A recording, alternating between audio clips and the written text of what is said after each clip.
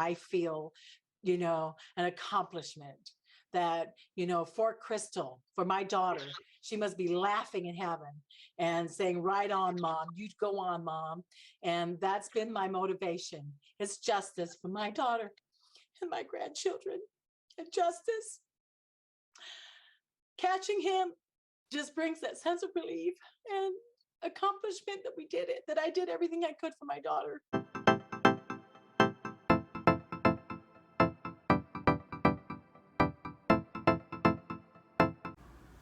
Hi guys, welcome back. Thank you so much for being here. It's so greatly appreciated. Truly, truly is. Before we get started, let me give you my usual disclaimer that this video is for educational purposes only. Please do not take what I say as fact. Please always do your own research and come to your own conclusions. Next, if you have not liked, subscribed, or commented yet, please consider doing so. It really, really helps me out. And I would really, really appreciate it. Okay. So, today, we're talking about Krystal J. Mitchell. Beautiful. Beautiful. Krystal J. Mitchell was born on May 21st, 1986 to parents Josephine Wenzel and Guy Mitchell. At the time of her death, 30-year-old Krystal was the single mother to a 6-year-old little boy named Blake and a 5-year-old little girl named Farah. She has 4 siblings, a sister named Liana, a brother named Brian, a stepsister named Elizabeth, and a stepbrother named Charles. She is described as a vibrant, beautiful, and loving young woman. She loved the Lord, and many family members and friends have attributed this to inspiring them to do the same as well. She also loved traveling. She loved the beach. She loved singing and hiking. And her mother shared in an interview that when Krystal was very young, she would rescue honeybees from pools because she could not handle watching a bee floating in the pool, which is sweet. She's a better person than me because I'm out. Fun fact, petrified of bees. Krystal would end up moving from Vancouver, Washington to Phoenix, Arizona, where she became a property manager while preparing to become a licensed property broker. In 2016, Krystal would cross paths with Raymond McLeod, or RJ, as he was more commonly known, when he decided to rent an apartment from her. He told Krystal that he was a 32-year-old divorced single dad who sold insurance. He was a very buff bodybuilder and a former Marine recruiter. RJ was just Krystal's type, and the pair would begin dating. Because Krystal was the one that rented RJ his apartment, she also knew that there was a background check ran on him. And that background check that was ran, I don't want to say that she ran the background check, but there was a background check run and it came back spotless. But I want you to remember this because it circles back and it is very, very important in this story. Okay? So just keep that in mind. Krystal was smitten with RJ, but her friends and family did not share the same feelings. He gave them very bad vibes. Her family would go on to say that in Krystal's eyes, RJ could do no wrong. And that's what is the hardest part about being the outsider to another person's relationship. The heart wants what the heart wants, and nobody's going to tell it otherwise. They literally just had to sadly sit back and let her learn the hard way because she loved him. And I know because I've actually been on both sides of this. Like, I've been the one telling people that I love to back off, and I've also been the one having people telling me, no, he's not right for you. And I'm telling you, every situation, you gotta learn on your own. And I'm positive that a huge majority of you guys have experienced the same thing. Be it one way or the other or both. So you know what I'm saying. Oddly enough, Krystal would tell her mother just days before her death that she was growing concerned about a former boyfriend of hers that had been her recently and that she had been growing extremely concerned. She also confided in new boyfriend RJ about her fears. So RJ, being the great boyfriend that he is, gives Krystal to help protect herself. It is said that Krystal had grown up around guns and that she knew how to use them. A few days after this, RJ comes up with a plan for the two to take a trip to San Diego, California, to visit a couple of his friends. Oddly enough, San Diego is actually one of Krystal's absolute favorite places in the world to visit.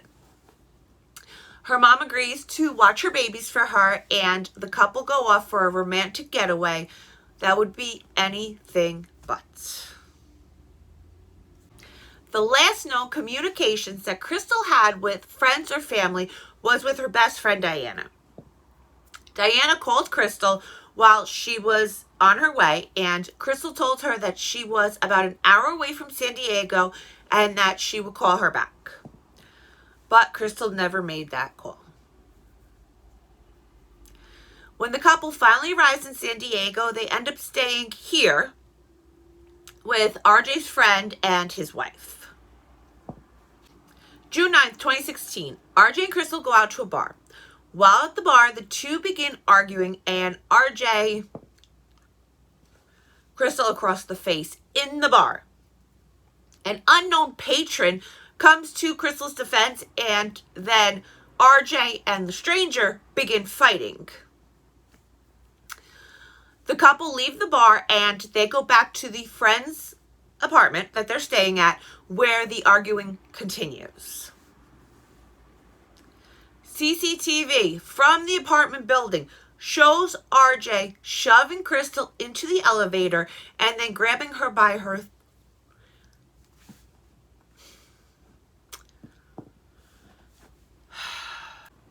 The following morning, June 10th, 2016, RJ's friends would find Krystal in their guest bedroom, gone.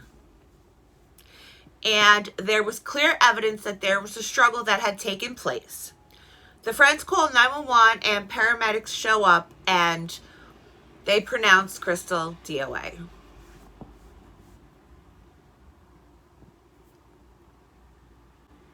Police would find Krystal's blood in the room that she was staying in, the bedroom that she was staying in the bathroom, and in the elevator. They also determined that Krystal had been to death along with being BEAT. She had injuries to her voice box, bruising on her legs and arms, along with facial contusions.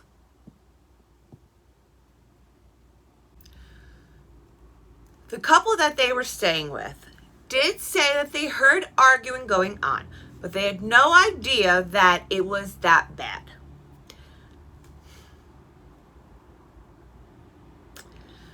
Okay. For me, this seems really hard to believe, but we need to give them the benefit of the doubt because they have not had their chance to tell their side of the story in court, and hopefully they will, right? It doesn't add up for me.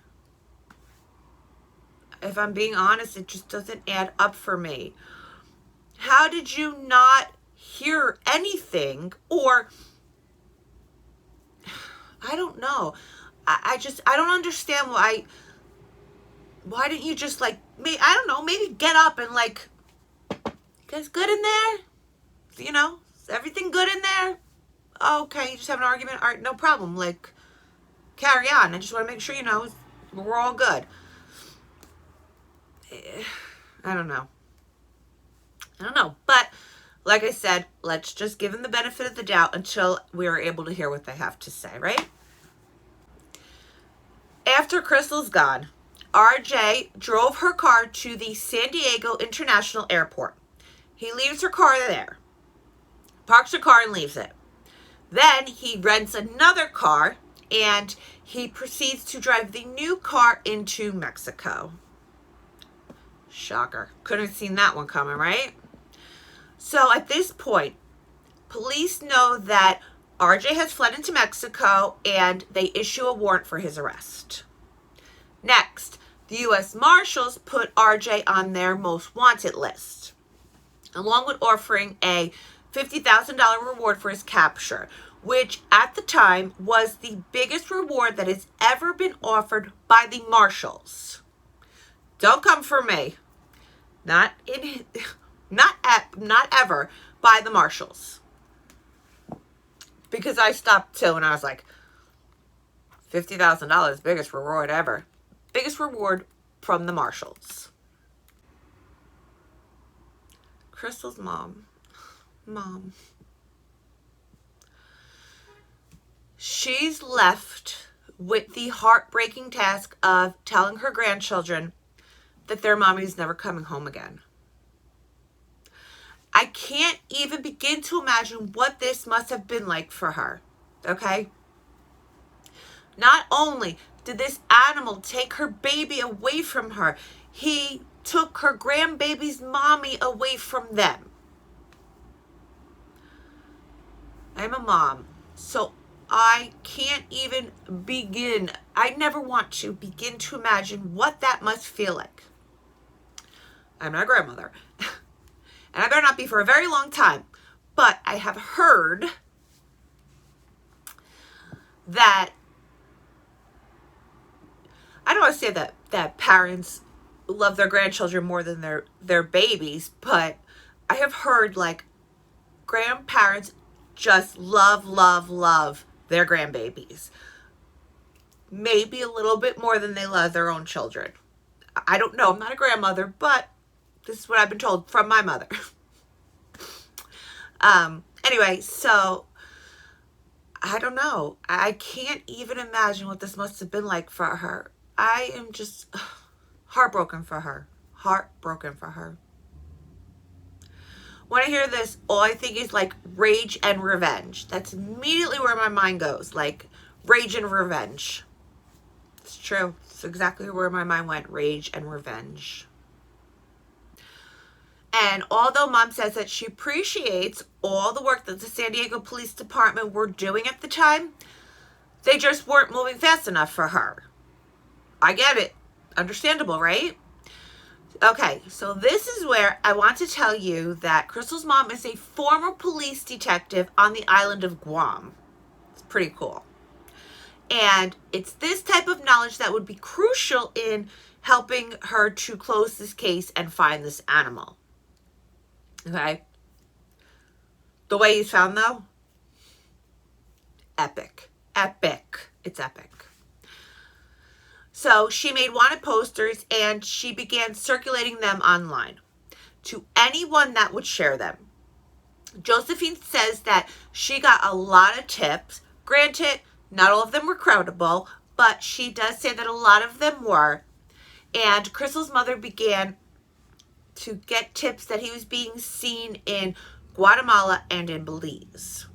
So remember I told you not to forget about that background check, right? That was done on RJ. This is also what would help Krystal feel secure in the fact that RJ was a good guy, right? Because she believed that if he wasn't a good guy, it would have shown up in the background check and they never would have rented an apartment to him. Okay, I'm here to tell you that that's not how it works. And in truth, I don't know that I even knew, like, after I read it, it made sense, but I don't know if even I knew that or if I even, like, comprehended that. Okay, so what Krystal failed to realize was that a credit check was run on RJ, not a criminal background check. They're two totally different types of checks.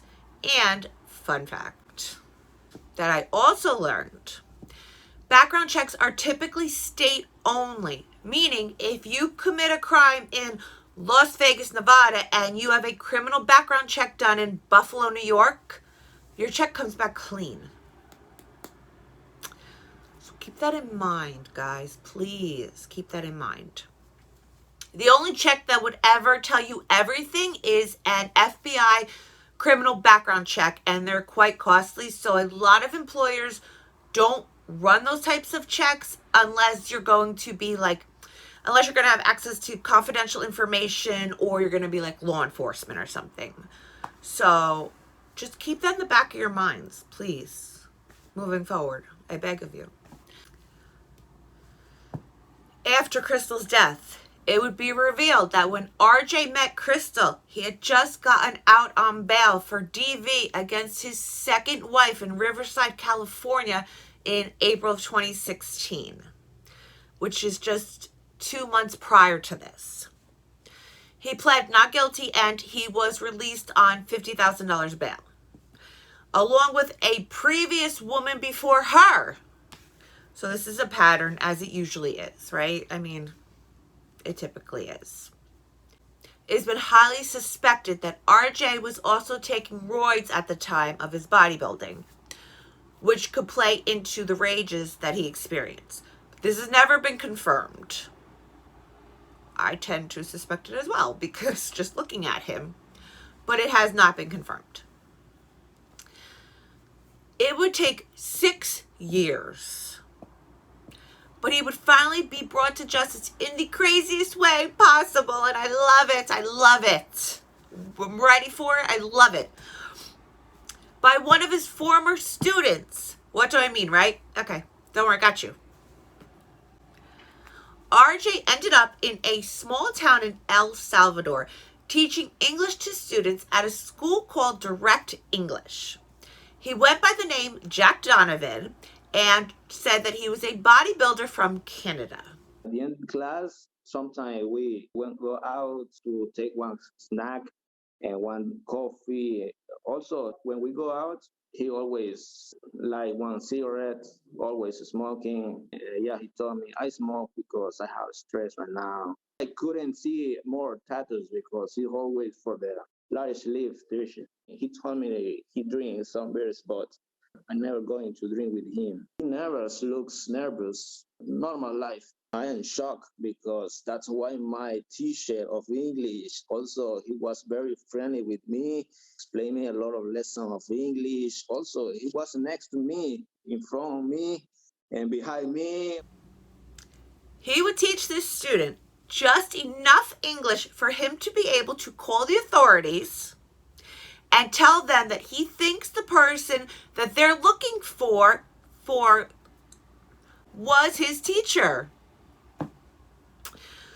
So he would show them this picture. He took this picture while he was teaching him.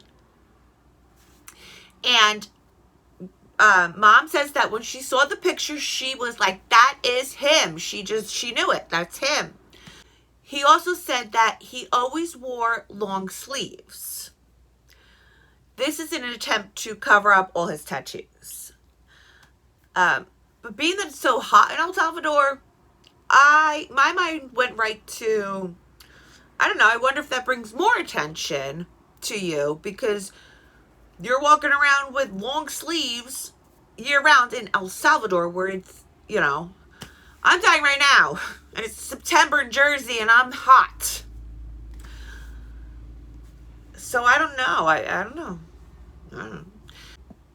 He also grew out his hair in an attempt to change his identity. And he lost a lot of weight. Officials found Raymond McLeod still teaching at Direct English where he was arrested and brought back to San Diego to stand trial.